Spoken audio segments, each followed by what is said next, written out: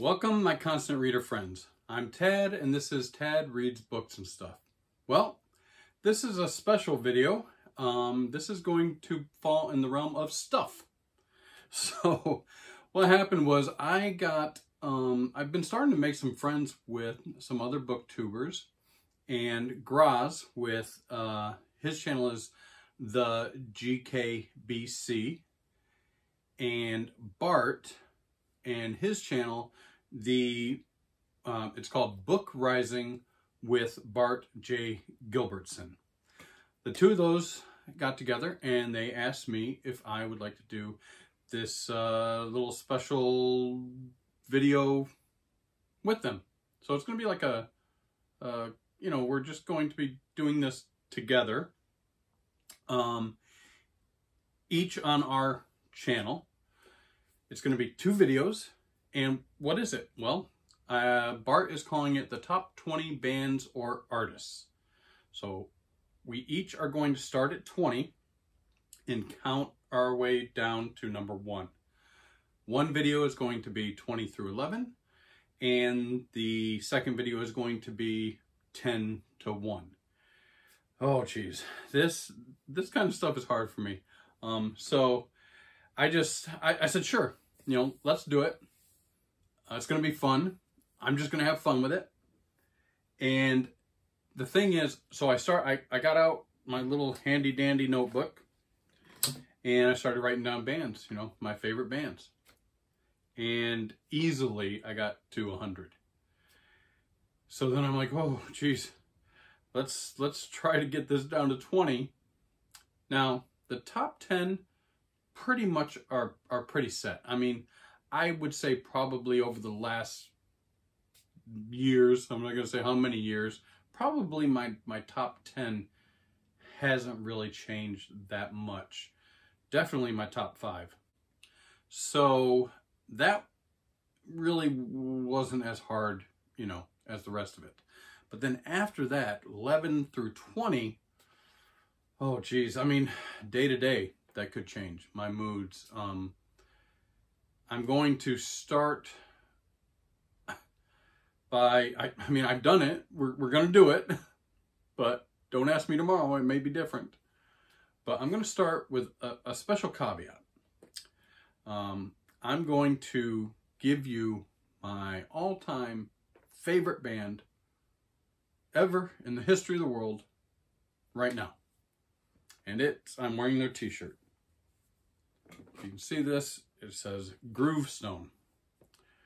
Groovestone is a band no one will know. Maybe my family, if they're watching. Maybe a couple of my really close friends will know who Groovestone is. I can show you Groovestone has a CD. This is the cover for the CD. It says Groovestone live at the Body Rock. And it was done on an old Gateway computer. Taken from a photo. I'll show you the photo because photo is better. This is the promo photo for the band Groovestone. Okay, I hope you can see this. It's a glossy. It's an 8x10 glossy. And this is Groovestone. So what is Groovestone? Groovestone is my band. The best band. I've been in several bands over the years. Groovestone is probably the best one, so it's personally my favorite. We never recorded an album. That CD was just a live recording off the board, and we made it into a CD and passed it out. But we were lucky. We got to travel a lot. We played at Sturgis. We played at a couple of venues where we opened for real big bands. We played at this place called the RBI and the River Valley Inn, and boy, a lot of bands from upstate New York is where we were from. Watertown, upstate New York.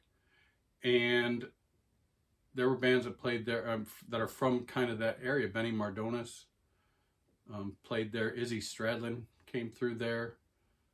Animal Bag. Spoon, we opened for Spoon, I remember. And right next to Watertown is another town called Clayton, and that's where Blue Oyster Cult is from. So a lot of musical influence in the area. We were a heavy alternative band, and I'll tell you, we got our name, this right here, my buddy Tom, we called him Groove, and next to him, another Tom, and his nickname was Stone. So that was our rhythm section, the drummer and the bass player, and that's where we got the name Groove Stone. Then next to him is, well, his nickname was Unwilling Schilling, Greg Schilling. He was our lead guitarist. Back here, Dan the Man, it was our percussionist. We were a heavy alternative band that had congas and djembe and bongos and, you know, tambourines and cowbells and whatever. That was Dan. Right here is Fog, Brett. Fog, he doesn't like to be called Fog anymore. Fog was our rhythm guitarist, and he had hair down to his ass, and he was the chick magnet of the band. And then this is me right here. This is Tad, and I was the lead singer. So that is my favorite band of all time. I'm just throwing that out there. I've got a ton of other band pictures and paraphernalia and stuff, but we're not going to go over that. So let's get this started. Get that out of the way.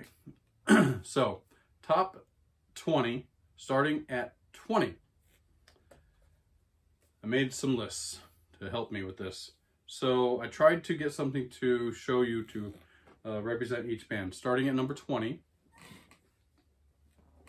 And again, this could change day to day, is the Eagles. This is the Hotel California album. Really cool.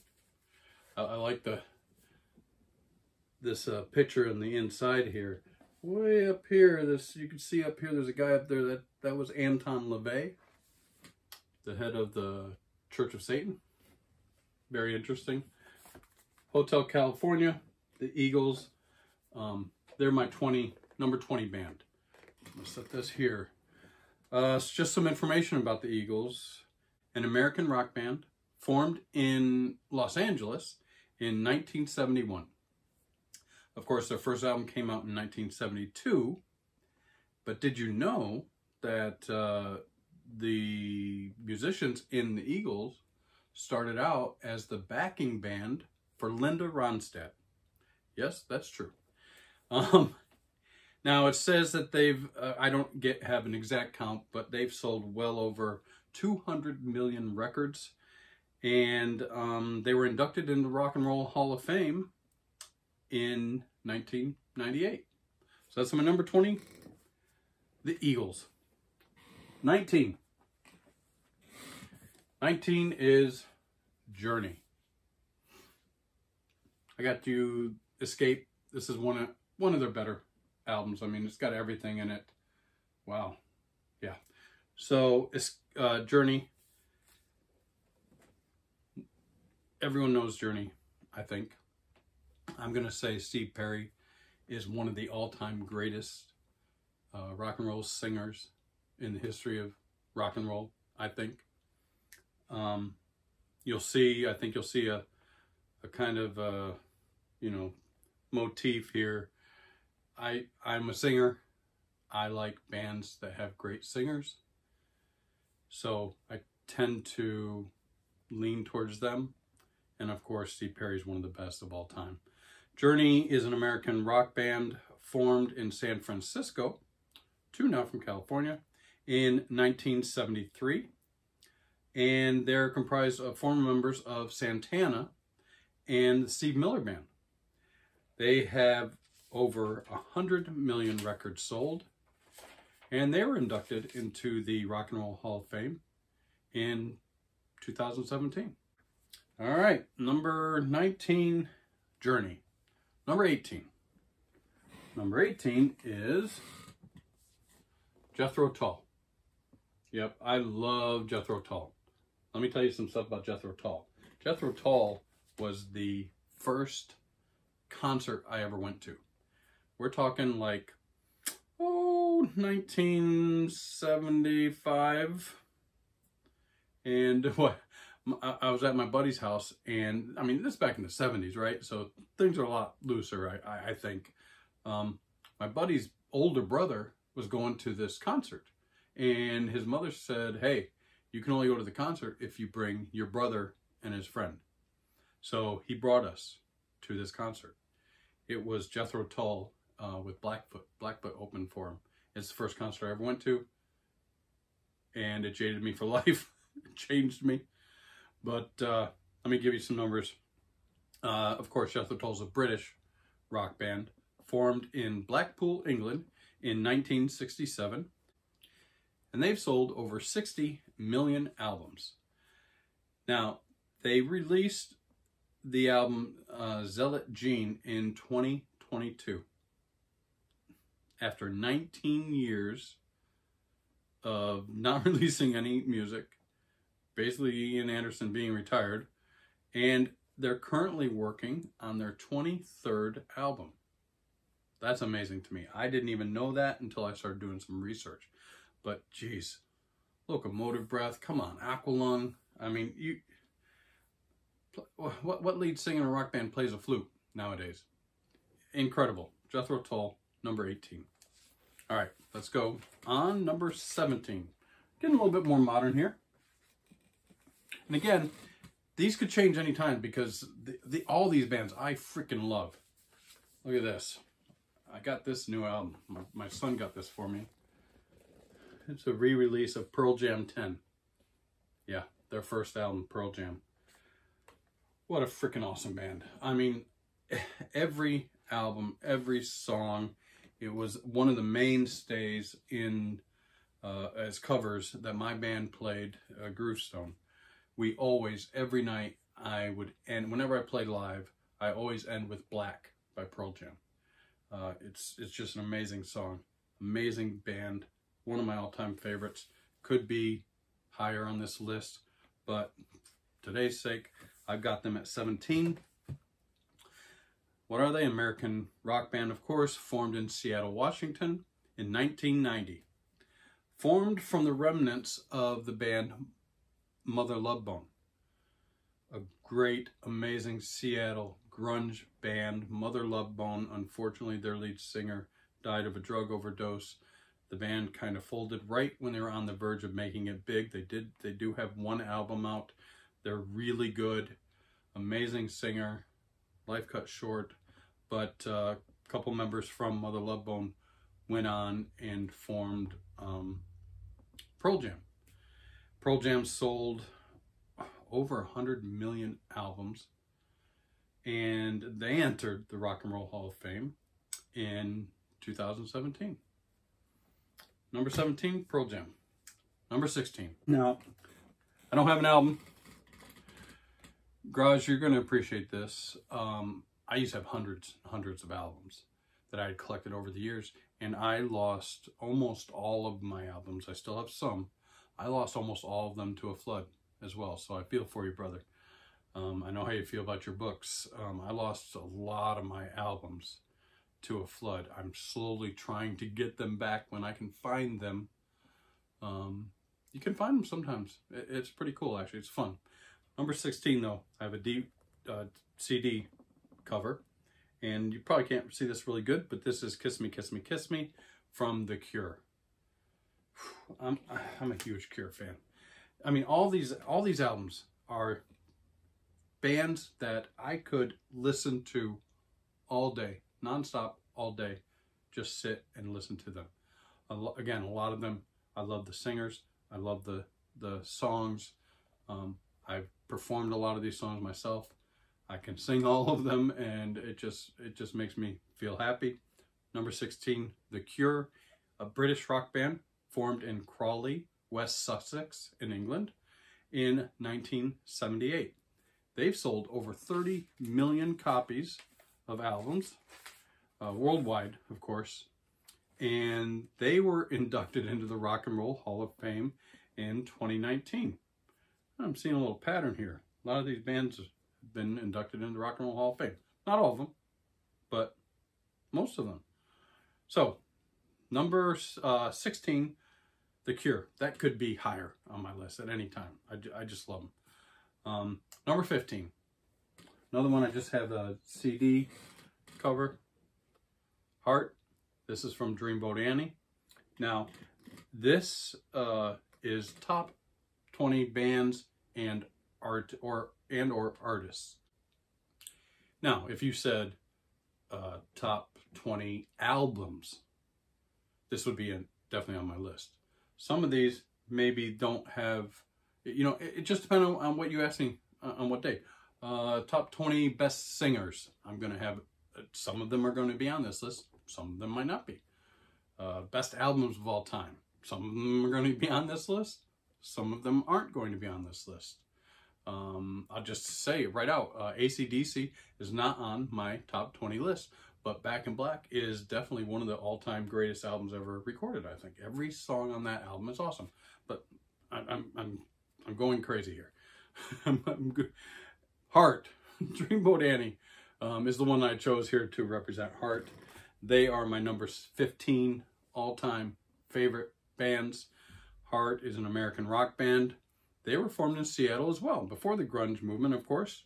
Seattle, Washington in 1967. And they actually started not as Heart. Their first name was the Army. Then in about 2 years, they changed their name to Hocus Pocus. Then the next year, they changed their name again to White Heart. And finally, another year, and they finally became Heart. And of course, that's what they've been known for. And that name, just Heart, was in 1973. They've sold over 35 million albums, and they were inducted into the Rock and Roll Hall of Fame in 2013. Heart, number 15. All right, next, number 14. Oh, another band. I'll tell you the story. Smashing Pumpkins. This is Gish. Smashing Pumpkins really for me was when I really started getting into the grunge scene, this alternative, heavy alternative type music, which I love so much, which my band Gruesome played mostly.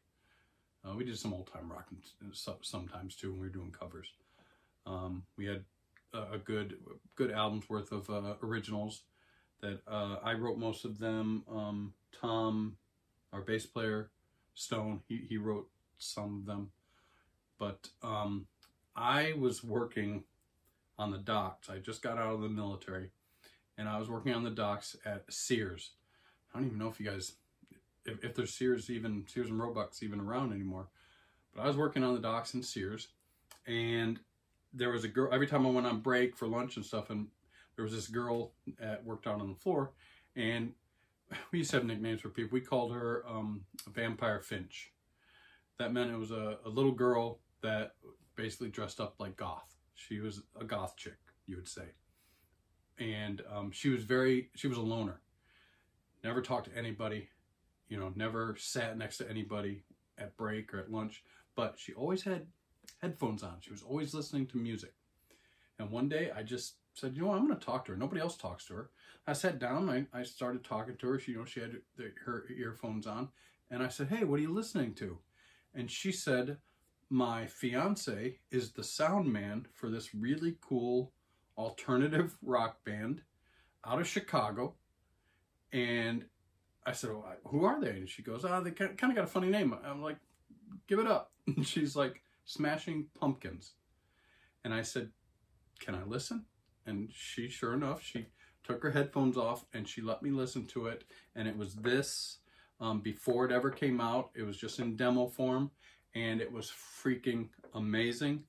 I have ever since then loved everything about Smashing Pumpkins. I know Billy Corgan can be a flake, and things have changed with the band over time, drug use and things like that, but he's brilliant, and I love Smashing Pumpkins. They could be higher on my list. Let me give you some information on Smashing Pumpkins. Again, an American alternative rock band. Now, this was the first one when I looked up. They actually put the word alternative rock band in their title. They were formed in Chicago in 1988. They've sold over 30 million albums, and they're actually currently working on a rock opera. I guess it's going to go by the name of Atum, A-T-U-M.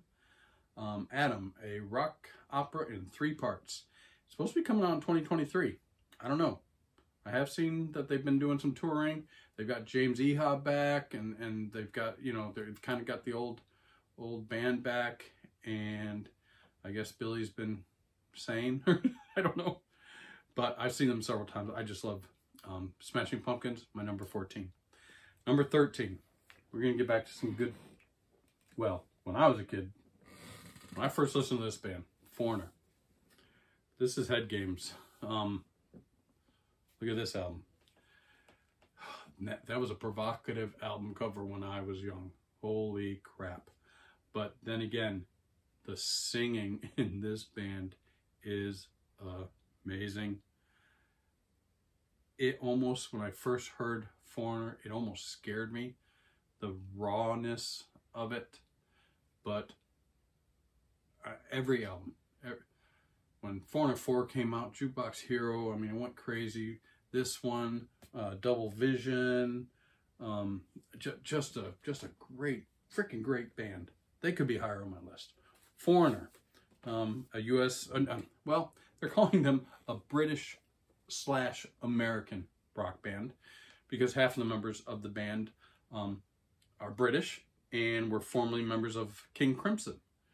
And then the other half of the band is American. But the band actually was formed in New York City in 1976. Can you believe that? They sold over 80 million albums. And there have been some turmoil with the band. Who knows? I believe they're retired, but who knows what's happening with them. But Foreigner, my number 13 favorite band of all time today. Let's go to number 12. Oh, guys, number 12. Oh, I can't show this. I can't show the front of it. This is Jane's Addiction. This is, I picked nothing shocking. I probably should have picked something else I could show the front of. You can't see this one because it's conjoined twins, female conjoined twins, totally naked, sitting in a rocking chair that rocks sideways, and their hair's on fire. Their heads are on fire. Perry Farrell's a complete artist, not just a singer, but an artist. And Jane's Addiction, everybody knows Dave Navarro from Ink Master, of course. They are on tour right now. Unfortunately, Dave Navarro is still suffering from COVID, complications from COVID, and he could not go on tour with them. But if you've ever listened to Jane's Addiction and you just don't think these guys are crazy, but beautiful, beautiful craziness. I mean, Jane's Addiction, they also call an alternative rock band. They were formed in Los Angeles in 1985. It took them a couple years for an album to come out. Their first album actually was recorded live when they were on stage. As you know, Perry Farrell, when Jane's Addiction first, called it a day, he wanted to go out, like with a bang. So he developed this thing called Lollapalooza. And if you've ever been lucky enough to go to a Lollapalooza concert, man, what amazing thing. I mean, I've seen so many amazing groups. I saw Red Hot Chili Peppers on Lollapalooza. I saw George Clinton, P-Funkadelic at Lollapalooza, and it was freaking awesome. I saw Nick Cave in the Bad Seed. I saw Smashing Pumpkins. I saw the Beastie Boys. I've seen Tribe Called Quest. I've seen Lush. I could go on and on with the amazing bands that he has put on this Lollapalooza concert tour that he does, and I think it's still kind of going. It used to travel around. Now I think it's just one location once every year or two. But anyways, that has nothing to do with Jane's Addiction. That's Perry Farrell. Let me give you some other numbers here. Over 20 million records sold, question mark. It was very hard to find a more firm number of how many albums they actually have sold. A lot of their stuff is like the old days, you know, recorded on tapes and just handed around to people. Word of mouth, really cool. They were nominated for the Rock and Roll Hall of Fame in 2016, but they didn't make the cut. A lot of people have had problems with that, wanting them to be, you know, in the Rock and Roll Hall of Fame. When they first came out, you won't believe this. When they first came out, they said, this is the new Led Zeppelin. I don't know about that. Then they were compared to the Sex Pistols. No, this is the new Sex Pistols. This is the American Sex Pistols. I don't know about that either. But I freaking love Jane's Addiction. They could be higher on my list.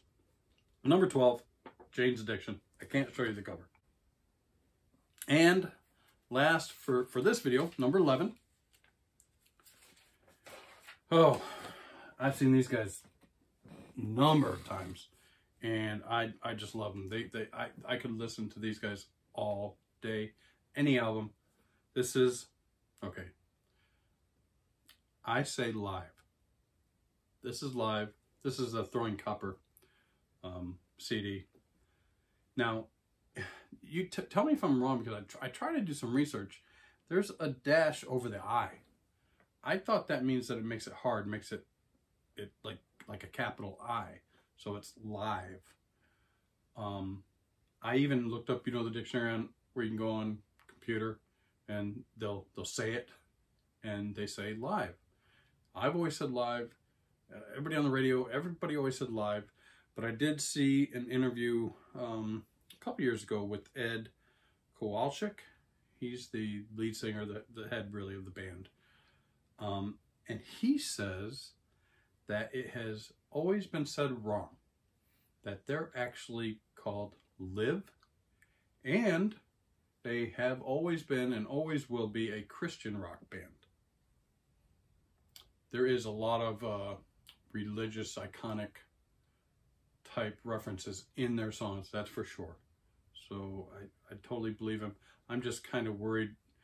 It's always been live. And even when I look it up, I mean, maybe I'm wrong. Tell me if I'm wrong. He says, though, he wants to be known basically as Live now, and that's fine. It's his band. So whatever you want, brother. But boy, I could listen to any of these albums, any of them, all day. Now, they have not, as of yet, been inducted to the Rock and Roll Hall of Fame, but I hope they will be one day, because I think they're fantastic. Seeing them live, they are fantastic, and just great music. So that's my top half of the list, 20 to 11. I can't wait to see what Graz does on his video, and I definitely can't wait to see what Bart does on his video, because I know Bart's a musician as well. Does a lot of his own music on his channel, and I don't know about Graz. Maybe we'll find out. That'd be great. That'd be fun. So I think we're gonna try to coordinate and post these videos at the same time. So it's gonna be this week coming up sometime, and then following that will be the second half, which will be 10 to 1. So I hope you stick around. I hope you found this interesting, entertaining. I did. I thought it was fun. And I'll see you in the next video. Peace out.